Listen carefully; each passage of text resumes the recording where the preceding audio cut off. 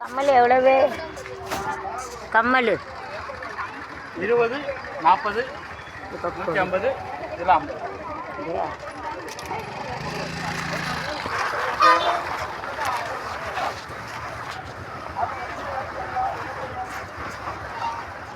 இது எவ்வளவு?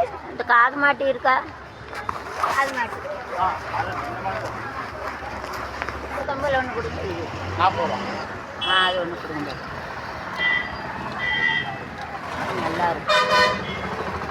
வளையம் இல்லையோ?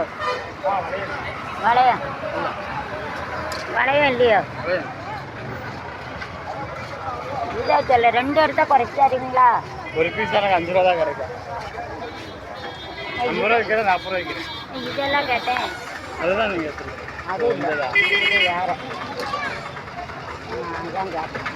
பின்னால் ஒழுங்காக இருக்கா பாருங்க, பாருங்க பின்னாடி. இது தனியாக இருக்கா அப்படி பின்னாடி மாட்டுது. அது தனியாக இந்த மாதிரி தான் சட்டை தான் வரும். தனியாக இருந்தால் நல்லா இருக்கும். காது மாட்டி இருக்கா? காது மாட்டி இல்லையா? இது என்ன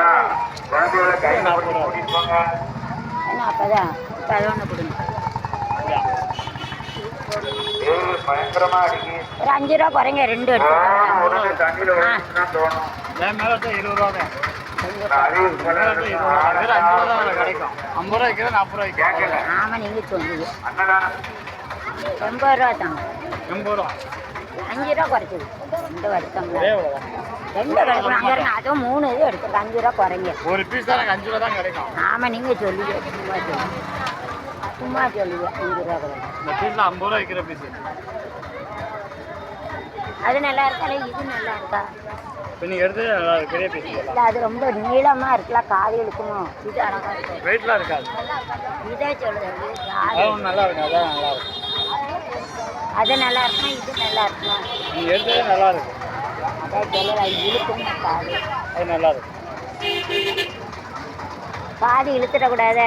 அதெல்லாம் இருக்காது, வெயிட் இருக்காது. இந்த கம்மலை சொல்கிறோம் 150. இல்லை, இதே கொடுங்களேன். இழுத்துருங்க பாருங்க, காது தொங்குதான் நினச்சிக்கலாம். கடமாட்டி தர மாட்டீங்க. கடமாட்டி இல்லையோ? ஒரு 5 ரூபா குறைங்கண்ணா. 3 இது வாங்கியிருக்கலாண்ணே. 3 இது வாங்கியிருக்கலாம்.